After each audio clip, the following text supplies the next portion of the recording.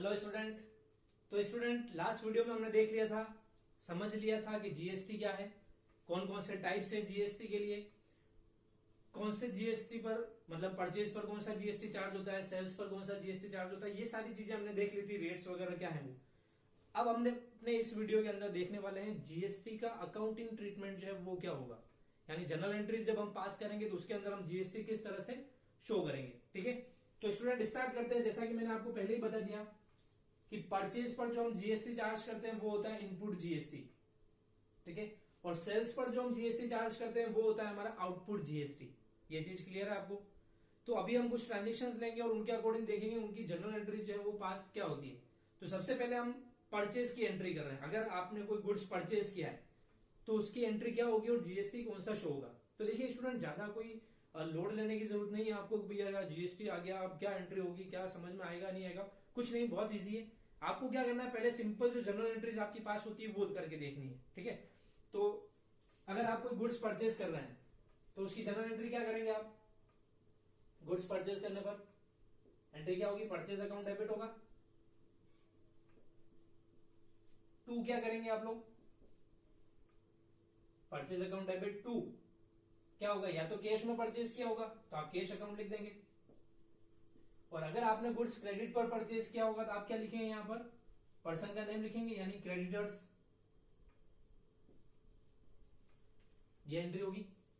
क्या होगी, goods purchase किया तो एंट्री होगी परचेज अकाउंट डेबिट टू, या तो कैश होगा अगर कैश में परचेज किया है तो, और अगर कैश में परचेज नहीं किया है क्रेडिट पर परचेज किया हो तो क्रेडिटर्स का नेम आएगा यहां पर। ये हमारी जो नॉर्मल जो जनरल एंट्री होती है वो हम कर लेंगे। फिर उसके बाद में हम देखेंगे क्वेश्चन में जीएसटी कौन सा दे रखा है, क्योंकि आपको पता है तीन टाइप के जीएसटी थे। अगर इंट्रा स्टेट सेल है तो उस पर सीजीएसटी और एसजीएसटी दो लगते हैं, और अगर इंटर स्टेट सेल है तो उस पर लगता है आईजीएसटी। तो ये तीन टाइप के जीएसटी हैं। तो तीनों में से दो जीएसटी कोई से भी होंगे, या तो इंट्रा स्टेट वाले जो जीएसटी हैं वो होंगे या इंटर स्टेट वाले होंगे। तो सेल्स या परचेज जो भी हमारा ट्रांजेक्शन होगा उससे हमें ये पता लग जाएगा इंट्रा स्टेट सेल है या परचेज है या इंटर स्टेट सेल परचेज है। और वैसे क्वेश्चन में मेंशन होता है आपको कौन से जीएसटी चार्ज करना है।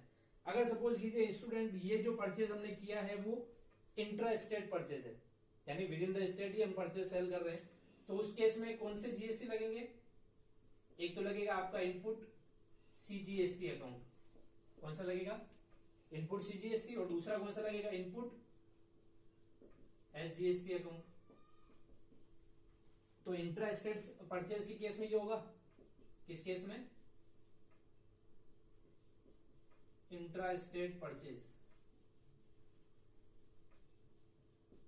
समझ में आ गई एंट्री, क्या करना है, परचेज अकाउंट डेबिट किया, टू कैश होगा या टू क्रेडिटर्स अकाउंट होगा, ये नॉर्मल एंट्री हुई हमारी।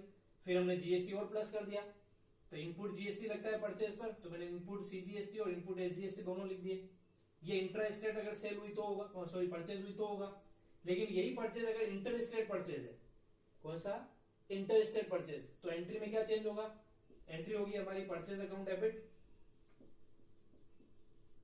जीएसटी कौन सा लगता है इंटर स्टेट पर, आईजीएसटी, तो एंट्री क्या हो जाएगी, IGST, input IGST account debit to cash या क्रेडिटर्स अकाउंट। जैसे भी कंडीशन होगी, कैश परचेज होगा तो कैश आएगा, क्रेडिट परचेज होगा तो क्रेडिटर का नाम आ जाएगा। तो ये एंट्री हो जाएगी हमारी इंटर स्टेट से परचेज के केस में। किस केस में, इंटर स्टेट परचेज। आई चीज समझ में आपको? तो ये स्टूडेंट जनरल एंट्रीज होंगी आपके परचेज से रिलेटेड, यानी अगर आपने गुड्स परचेज किया है, इंट्रा स्टेट परचेज है तो ये होगी, इंटर स्टेट परचेज है तो ये होगी। अब बात करते हैं अमाउंट की कैलकुलेशन कैसे होगी। तो देखिए अमाउंट जैसे सपोज कीजिए 1 लाख रुपीज का आपने परचेज किया है, ठीक है, और उस पर 6% सीजीएसटी और एसजीएसटी दोनों चार्ज हो रहे हैं। कितना परसेंट, 6%। तो 1 लाख रुपीज जो है वो तो आप यहां पर लिख लेंगे, टोटल अमाउंट जो है 1 लाख रुपीज वो। फिर जीएसटी है 6%, तो इस 1 लाख का 6% कितना हो गया, 6000, एंड अगेन 6000, टोटल कितना हो गया 1,12,000। ये 1,12,000 आपके कैश या क्रेडिटर्स में आ जाएंगे, 6,000 जीएसटी में, और 1 लाख रुपीज आपका परचेज में आ जाएगा। वैसे ही इस एंट्री में भी है, सेम अमाउंट लेते हैं, 1 लाख की परचेज है तो 1 लाख रुपीज तो यहां लिखेंगे परचेज में। आईजीएसटी लगेगा 12%, क्योंकि मैंने कहा था फुल रेट जो होती है वो इस पर होती है आईजीएसटी ऊपर, और उसके अगर दो पार्ट हम हाफ हाफ कर दे तो वो सीजीएसटी और एसजीएसटी में चले जाते हैं। तो ये दोनों 6% थे, तो ये कितना होगा 12% होगा। जो दे रखा होगा क्वेश्चन में फिक्स नहीं है 12%, लेकिन 12% रेट ऐसी है जो कॉमन रेट यूज देते हैं, तो आपके जितने भी क्वेश्चन होंगे उसमें सब में 12% होगी। बाकी अगर आपको 18% दे रखी है, क्योंकि वो भी एक स्टैंडर्ड रेट भी है, तो वो भी जैसा है वैसे आपको कैलकुलेशन करनी है। तो ये है तो 12,000 ये हो जाएगा आईजीएसटी, टोटल हमारा हो जाएगा 1,12,000 रुपीज। तो इस तरह से हम जीएसटी चार्ज कर लेंगे।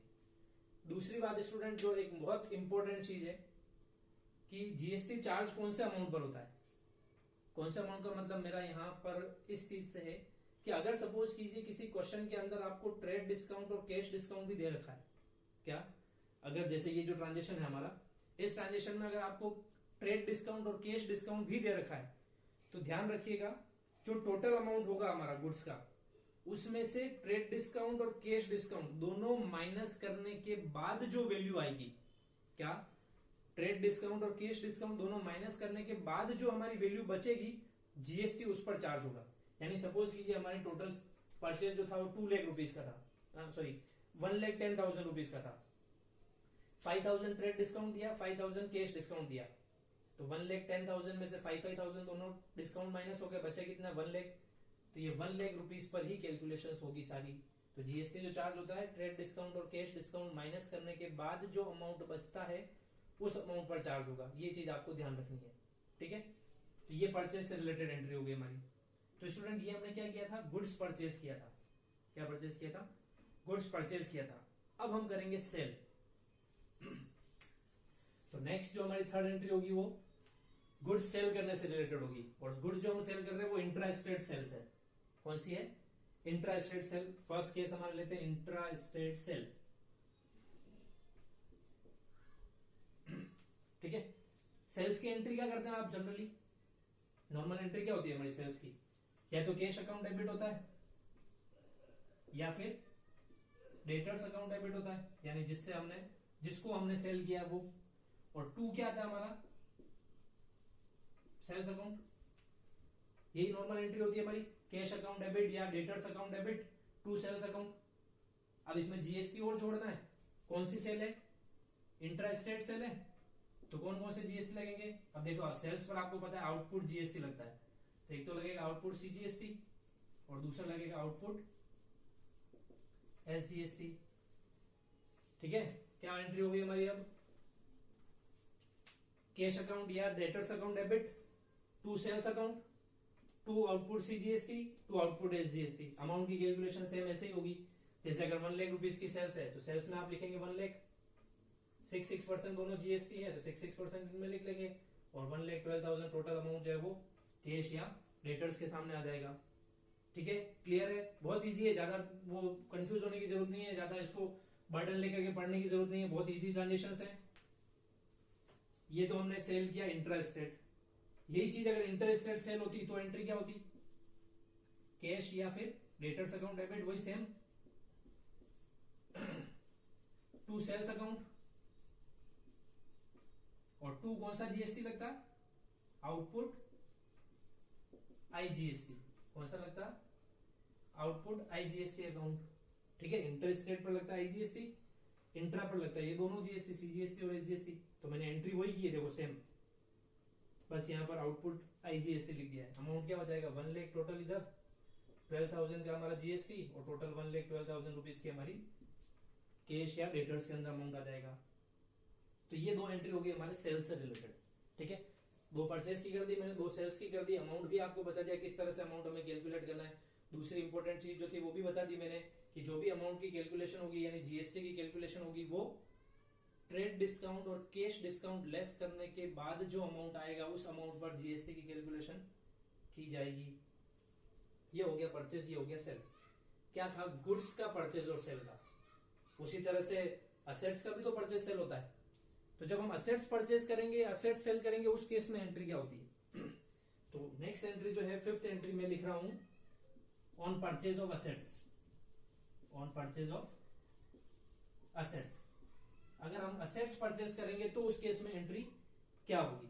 नॉर्मल एंट्री क्या करते हैं अगर आप असेट्स परचेज करते हैं तो असेट्स परचेज करने पर एंट्री क्या होती है, असेट्स अकाउंट डेबिट होता है, क्योंकि according to the real account rule debit what comes in, assets आ रही है तो असेट्स को डेबिट कर दिया। और टू, अगर कैश में परचेज किया तो हम टू कैश लिखते हैं, और अगर क्रेडिट पर परचेज किया है तो क्रेडिटर्स का नेम आता है। यही होती है normal entry, assets account debit to cash account या टू क्रेडिटर्स अकाउंट, ये एंट्री होती। अब जीएसटी चार्ज करना है तो इंट्रा स्टेट सेल होगी तो कौन सा जीएसटी लगेगा, इनपुट सीजीएसटी या फिर input CGST and input SGST, ये दोनों अकाउंट लग जाएंगे इधर। ठीक है, तो एंट्री क्या हो जाएगी, assets account debit, input CGST debit, input SG debit, to cash oblique या टू कैश और क्रेडिटर्स अकाउंट, ये हमारी एसेट्स की एंट्री हो जाएगी।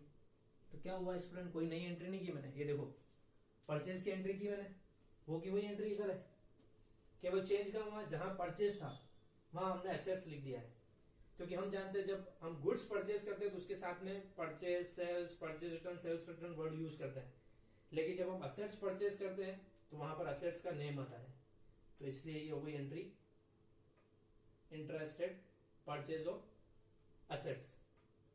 यही चीज अगर इंटरस्टेट होती तो क्या होता, ये दोनों जीएसटी है, इनकी जगह पर कौन सा आता था हमारा, इनपुट आईजीएसटी आ जाता। तो एंट्री क्या हो जाती है हमारी, assets account debit, input IGST account debit, और टू कैश या क्रेडिटर्स अकाउंट, तो ये दोनों जीएसटी हट जाते हैं यहां से। तो जो भी जीएसटी हो, जैसी भी एंट्री हो, इंट्रास्टेट हो तो इंट्रास्टेट के अकॉर्डिंग ये दोनों लगाना है, इंटरस्टेट हो तो ये लगाना है, बाकी एंट्री आपकी सेम रहेगी। ये एंट्री किसकी हुई, असेट्स परचेज करने की। अब हम नेक्स्ट एंट्री देखते हैं असेट्स सेल करने की, तो इस तरफ लिख रहा हूं मैं वो entry on sale of assets.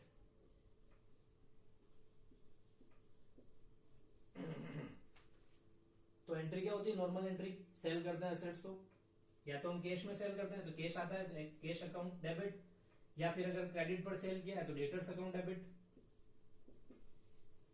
To क्या करते हैं हम लोग, टू असेट्स जा रही है हमारे पास से तो टू असेट्स अकाउंट, ये एंट्री होती है, ये नॉर्मल एंट्री होती है, कैश या debtors account debit to assets account.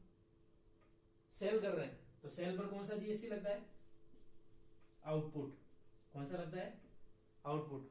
तो इंटर स्टेट सेल होगी तो आईजीएसटी लगेगा, लेकिन इंट्रा स्टेट सेल है तो सीजीएसटी और एसजीएसटी लगेगा।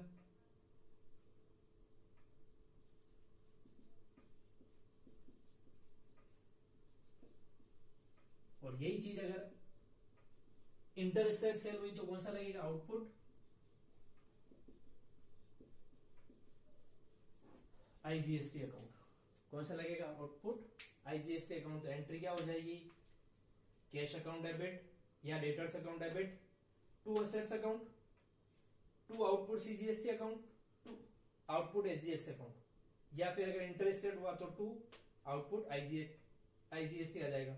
ठीक है, ये भी कोई नई एंट्री नहीं है, ये देखिए ये सेल्स की एंट्री है, सेम है, सारी चीजें सब कुछ सेम लिखी हुई है मैंने यहाँ पर, केवल क्या चेंज है, ये यहाँ सेल्स था, उस सेल्स की जगह क्या आ जाएगा, असेट्स आ जाएगा।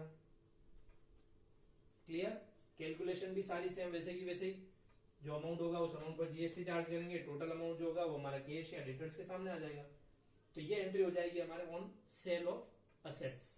ठीक है, तो 6 एंट्रीज हमने समझ ली है, purchase of assets, purchase of goods, sale of goods, purchase of assets and sale of assets. तो मेन जो 6 एंट्रीज थी वो ये थी। इसके अलावा कुछ एंट्रीज और भी हैं, वो भी समझ लेते हैं। तो एक बार आप इस वीडियो को पॉज करके और ये एंट्रीज नोट कर लीजिए, क्या एंट्रीज होती है, अमाउंट की कैलकुलेशन कैसे होगी, विद एग्जांपल आप लिखना चाहें लिख लीजिए। ठीक है, तो student purchase, sales of goods and assets, वो 6 एंट्रीज हमने देख ली थी। अब हम अगली जो एंट्री देखने वाले वो है परचेज रिटर्न और सेल्स रिटर्न से रिलेटेड। ठीक है, सपोज कीजिए किसी पर्सन ने आपको गुड्स जो है वो रिटर्न कर दिया है, या फिर ये कहें कि आपने किसी पर्सन को रिटर्न कर दिया। सपोज हम पहले परचेज रिटर्न की एंट्री कर लेते हैं। 6th एंट्री हो जाएगी हमारी परचेज रिटर्न से रिलेटेड। ठीक है, परचेज रिटर्न का मतलब आप सभी जानते हैं, अगर आपने कोई गुड्स परचेज किया और समझ में नहीं आया या बैड क्वालिटी की वजह से या किसी भी रीजन की वजह से अगर आप वो गुड्स रिटर्न कर देते हो तो उसको बोलते हैं परचेज रिटर्न। आप जनरली एंट्री क्या करते हैं परचेज रिटर्न के केस में? अगर गुड्स हम परचेज रिटर्न करते हैं तो एंट्री क्या करते हैं? क्या होती है एंट्री? या तो कैश अकाउंट डेबिट होता है या फिर क्रेडिटर्स अकाउंट डेबिट होता है, और 2 हम क्या लिखते हैं? Purchase return. ये एंट्री होती है। अगर हमने गुड्स कैश में परचेज किया था तो हम एंट्री करते हैं cash account debit to purchase return account, और अगर हमने गुड्स क्रेडिट पर परचेज किया था और उसको रिटर्न कर रहे हैं तो एंट्री होती है creditors account debit to purchase return account. ये हमारी नॉर्मल जनरल एंट्री होती है। अब इसमें जीएसटी का ट्रीटमेंट कैसे करेंगे? तो स्टूडेंट देखिए, आपने परचेज जब किया था गुड्स, कौन सा जीएसटी चार्ज किया था उस पर? परचेज के टाइम पर कौन सा जीएसटी लगता है? Input GST. तो जब आप परचेज रिटर्न करेंगे तो उस केस में भी कौन सा जीएसटी लगेगा? इनपुट जीएसटी होगा। ठीक है, क्योंकि परचेज करते वक्त अगर हमने इनपुट दिया था तो परचेज रिटर्न में लेस होगा वो अमाउंट, तो वो इनपुट में से ही लेस होगा। इसलिए जो परचेज पर जीएसटी लगेगा परचेज रिटर्न पर भी वही लगेगा, और जो सेल्स पर लगेगा सेल्स रिटर्न के केस में भी वही जीएसटी रिवर्स होगा वापस से। ठीक है, अभी हम रिवर्स कर रहे हैं इसको। तो अभी परचेज पर लगा था इनपुट जीएसटी, तो अभी परचेज रिटर्न पर भी कौन सा लगेगा? Input GST. तो इसके साथ में हम लिखेंगे टू इनपुट। अगर इंट्रास्टेट सेल हुई तो लगेंगे दोनों सीजीएसटी और एसजीएसटी। ठीक है, लेकिन अगर इंटर स्टेट सेल हुई, सॉरी परचेज हुई, तो कौन सा लगेगा? आईजीएसटी। समझ में आया सभी को क्या क्या लगेंगे जीएसटी हमारे? तो स्टूडेंट परचेज रिटर्न वाले में समझ में आ गया आपको कैसे एंट्री पास करनी है। तो ये हमारा फर्स्ट ट्रांजेक्शन हो गया परचेज से रिलेटेड से। अगला जो हम एंट्री करने वाले हैं वो है हमारी सेल्स रिटर्न से रिलेटेड। किससे? सेल्स रिटर्न से रिलेटेड। परचेज रिटर्न में कौन से जीएसटी लगते हैं? इनपुट। तो सेल्स रिटर्न में कौन से लगेंगे? आउटपुट। पहले हम नॉर्मल एंट्री कर लेते हैं सेल्स रिटर्न के लिए। तो अगली एंट्री हम करने वाले हैं सेल्स रिटर्न के लिए। नॉर्मली हम एंट्री क्या करते हैं सेल्स रिटर्न के लिए? सभी को पता है सेल्स रिटर्न अकाउंट हमेशा क्या होता है? डीआर होता है। तो एंट्री होती है हमारी sales return account debit to, क्या लिखते हैं हम लोग? टू, या तो हम कैश लिखते हैं, अगर कैश में सेल किया था गुड्स और वो रिटर्न आ रहा है तो टू कैश लिखते हैं, या फिर लिखते हैं हम टू डेटर्स अकाउंट, यानी डेटर्स का नेम लिखते हैं यहां पर। ये हमारी नॉर्मल एंट्री होती है। ठीक है, अब इसमें क्या करना है? जीएसटी और ऐड करना है। तो आपको पता है सेल्स पर कौन सा जीएसटी लगता है? आउटपुट। तो सेल्स रिटर्न पर भी कौन सा लगेगा? रिवर्स में आउटपुट जीएसटी लगेगा। तो क्या हो जाएगा? देखो सेल्स रिटर्न लिखा डीआर, तो इधर लिख लेंगे हम आउटपुट सीजीएसटी या फिर आउटपुट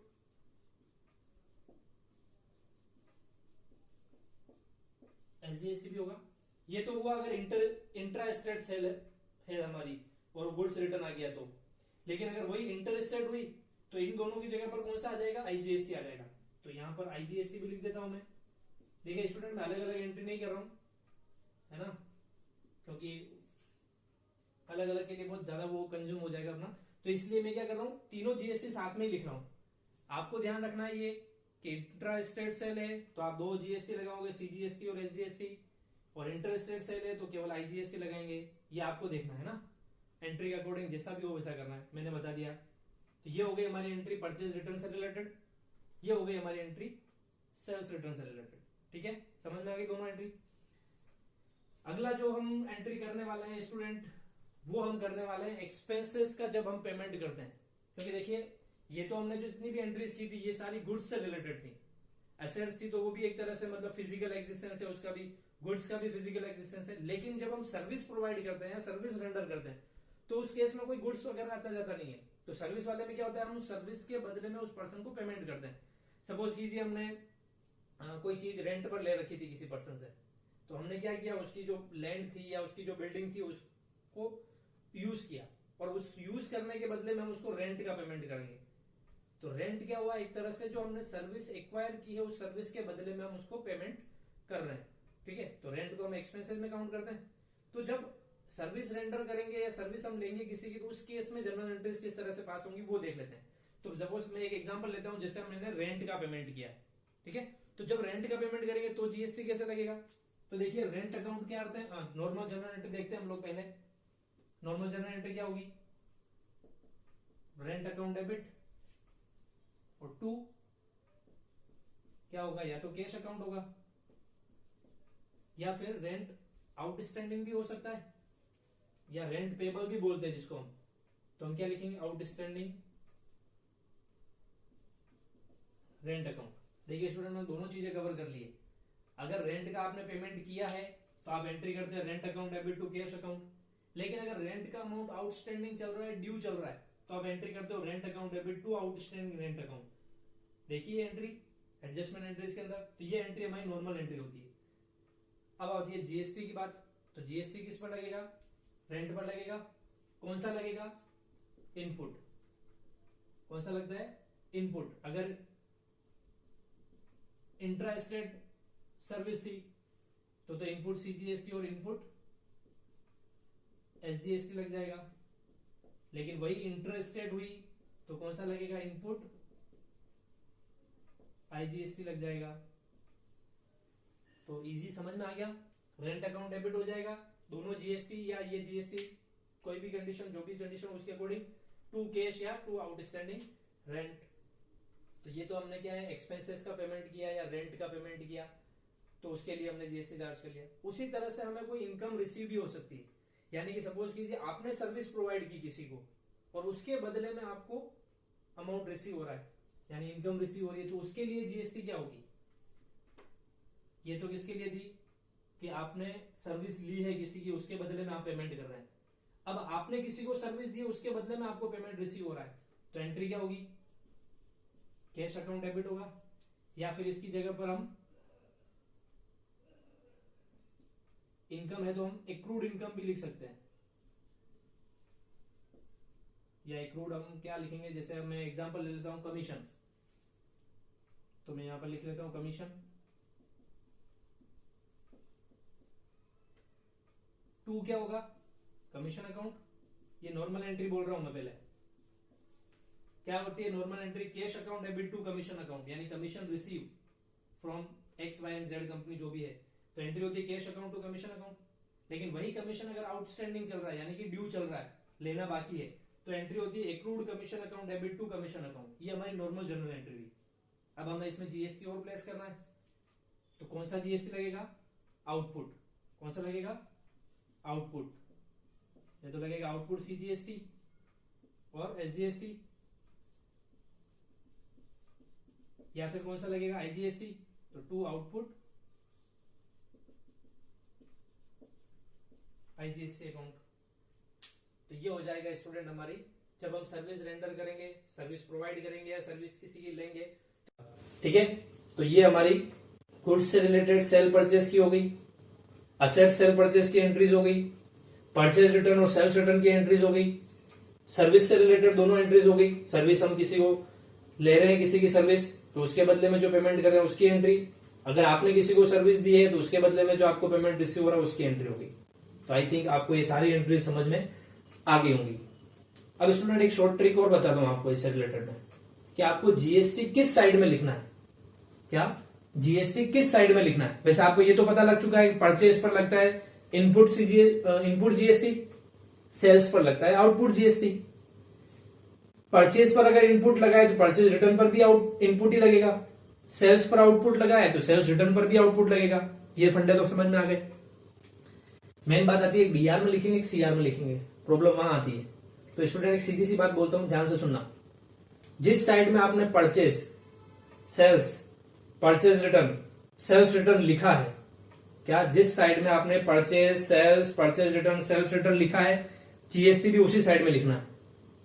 जीएसटी भी उसी साइड में लिखना है। जैसे परचेज डीआर है तो जीएसटी भी डीआर होगा, सेल्स सीआर है तो जीएसटी भी सीआर होगा। चेक करते रहना आप अपने उसके अंदर जो एंट्रीज आपने लिखी है उसमें चेक करना, मैंने तो मिटा दी, आप चेक करते रहना। परचेज जिस साइड में लिखा है जीएसटी भी उसी साइड में है, परचेज रिटर्न जिस साइड में जीएसटी भी उसी साइड में। यहां देख लेते हैं, परचेज रिटर्न क्या कर रखा है मैंने?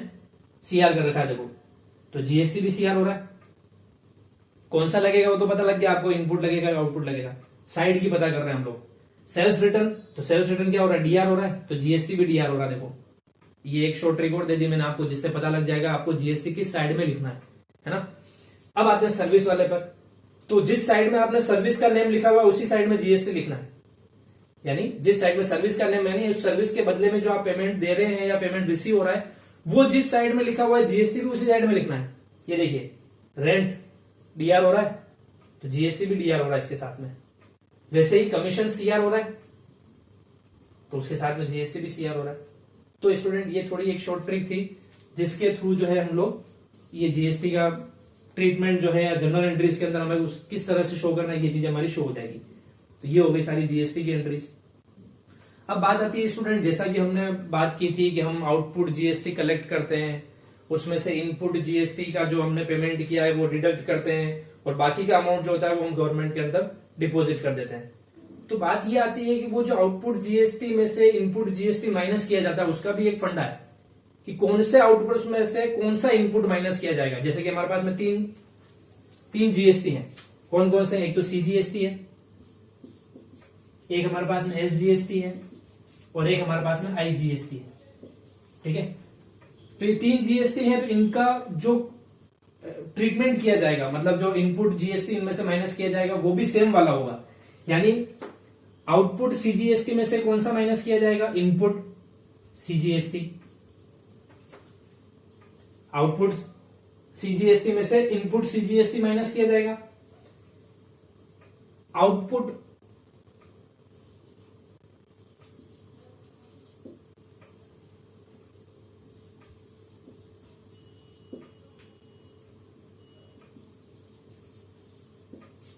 सीजीएसटी में से आउटपुट सीजीएसटी होगा पहले। आउटपुट एसजीएसटी में से इनपुट एसजीएसटी होगा और आउटपुट आईजीएसटी में से इनपुट आईजीएसटी जो है उसको एडजस्ट किया जाएगा। पहली चीज तो यही चलती है ना, डायरेक्ट जो पैसा है जिसका उसमें से माइनस किया जाता है। यानी जो हम इनपुट टैक्स क्रेडिट जो लेंगे वो इस तरह से लेंगे कुछ। आउटपुट सीजीएसटी में से इनपुट सीजीएसटी माइनस होगा, आउटपुट एसजीएसटी में से इनपुट एसजीएसटी माइनस होगा और आउटपुट आईजीएसटी में से इनपुट आईजीएसटी का पैसा जो होगा वो एडजस्ट होगा। अब अगर सपोज कीजिए कि आउटपुट आईजीएसटी में से इनपुट आईजीएसटी का पैसा लेस करने के बाद में भी अमाउंट बच जाता है, इसमें से इसका अमाउंट लेस करने के बाद भी अगर अमाउंट बच जाता है तो उसका यूज कहां लिया जाएगा? तो उस एक्सेस अमाउंट का यूज जो है वो सबसे पहले सीजीएसटी को एडजस्ट करने में लिया जाएगा और उसके बाद भी अगर बच जाता है तो सेकंड नंबर पर आता है एसजीएसटी में उसका यूज लिया जाएगा। ठीक है, तो जब एक्सेस अमाउंट बच जाता है जिस तरह से उनका यूज लिया जाएगा, तो इसके लिए भी अपने को क्या है, जनरल एंट्री पास करनी पड़ेगी। जैसे देखिए स्टूडेंट, जैसा कि मैंने पहले ही कहा आपसे कि जीएसटी वाला टॉपिक जो है वो ज्यादा आपके डीप में नहीं दे रखा है इसके अंदर और आपको भी ज्यादा डीप में नहीं जाना है, लेकिन मेरी जिम्मेदारी बनती है कि इनसे रिलेटेड जितनी भी एंट्रीज है वो मैं आपको बता दूं। तो स्टूडेंट, जब हम ये सेटिंग ऑफ करेंगे, ये जो हम करते हैं ना, आउटपुट में से इनपुट माइनस करते हैं, इसको बोलते हैं सेट ऑफ करना। क्या बोलते हैं? सेट ऑफ करना। तो अब वो सेट ऑफ करते वक्त हम क्या एंट्रीज करेंगे वो हम देख लेते हैं। ठीक है, तो सिंपल तरीके से मैं बता देता हूं आपको कैसे करना है। फर्स्ट एंट्री, जब हम आउटपुट सीजीएसटी में से इनपुट सीजीएसटी को सेट ऑफ करेंगे तो उसकी एंट्री क्या होगी? एंट्री होगी हमारी output CGST account debit to input CGST account. क्या होगी entry? Output CGST account debit to input CGST account. ये किसकी हो रही है? आउटपुट सीजीएसटी में से इनपुट सीजीएसटी को सेट ऑफ करने की एंट्री। दूसरी एंट्री होती है आउटपुट एसजीएसटी में से इनपुट एसजीएसटी को सेट ऑफ करने की। तो क्या एंट्री हो जाएगी? देखो, आउटपुट ऊपर रखना है हम सब में, तो output SGST account debit to किसको सेट ऑफ कर रहे हैं? इनपुट को, तो इनपुट एसजीएसटी अकाउंट क्रेडिट हो जाएगा। वैसे ही आईजीएसटी के लिए भी सेम एंट्री होगी, तो यहां पर लिखेंगे हम output IGST account debit to input IGST account. तो ये एंट्री हो जाएगी हमारे सेट ऑफ के लिए। तो हमारे को क्वेश्चन में दे रखा होगा वैसे सेट ऑफ करना है या नहीं करना है। अगर सेट ऑफ करने के लिए बोला जाए तो आपको इस तरह से सेट ऑफ की एंट्री करनी है। इसकी भी एक शॉर्ट ट्रिक आउटपुट सबको डीआर कर दो और इनपुट को सीआर कर दो कि आउटपुट में से इनपुट को हम सेट ऑफ कर रहे हैं। तो जिसमें से जो सेट ऑफ हो रहा है उसका नाम लिख लीजिए। जैसे अभी इसके लिए मैंने बोला कि अगर आईजीएसटी का अमाउंट एक्सेस बच जाता है तो उसमें से सीजीएसटी और एसजीएसटी दोनों भी सेट ऑफ किए जा सकते हैं। तो पहले सीजीएसटी होगा, फिर उसके बाद बचता है तो एसजीएसटी होगा। तो अब ये जो एंट्री है आउटपुट आईजीएसटी वाली, इसमें ये भी हो सकता है इनपुट सीजीएसटी अकाउंट और टू इनपुट एसजीएसटी अकाउंट। आया समझ में? तो यानी मैं आउटपुट आईजीएसटी में से जिस जिसको सेट ऑफ कर रहा हूं उन सबके नाम यहां पर लिखने हैं। तो पहला नाम तो आईजीएसटी का ही आएगा, फिर उसके बाद में अगर सीजीएसटी को कर रहा हूं तो सीजीएसटी को लिख लूंगा और एसजीएसटी को कर रहा हूं तो एसजीएसटी को लिख लूंगा।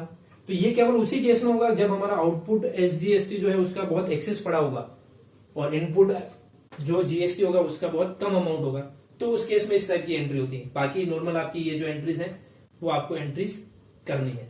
ठीक है स्टूडेंट? तो स्टूडेंट मैंने जीएसटी से रिलेटेड जितने भी ट्रीटमेंट्स थे, जितनी भी जनरल एंट्रीज थी वो मैंने आपको सारी बता दी है।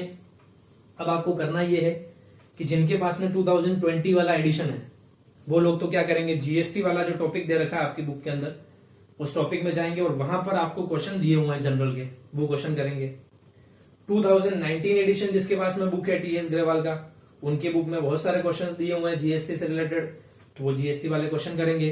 लेकिन ज्यादा डीप में जाने की जरूरत नहीं, जैसा मैंने पहले भी कहा, चाहे आप कोई प्रॉब्लम नहीं, मुझे कुछ से कोई इशू नहीं, भाई आप एक्स्ट्रा पढ़ रहे हैं तो पढ़ना चाहिए, लेकिन मेरे हिसाब से जो लिमिटेड था वो मैंने आपको बता दिया है। अब 2020 वालों के पास में क्वेश्चन नहीं है जीएसटी के, उनको और क्वेश्चन समझने हैं, तो मैं कुछ क्वेश्चन शेयर कर दूंगा आपसे जीएसटी के, तो आप उन क्वेश्चंस को करें, प्रैक्टिस करें, पता लग जाएगा आपको जीएसटी का ट्रीटमेंट जो वो किस तरह से होगा। तो स्टूडेंट जो वीडियोस हैं, जो एंट्रीज मैंने लिखाई है, उन एंट्रीज को लिख लीजिए, गो थ्रू कीजिए इसके थ्रू, और जितने ज्यादा क्वेश्चन हो सके आप अपनी इच्छा से भी एग्जाम्पल ले लेकर क्वेश्चन बना सकते हैं और उन क्वेश्चन को सोल्व करना है ताकि आपका जीएसटी वाला टॉपिक जो है पूरा कवर हो जाए। ठीक है, नोट कर लीजिए। Thank you.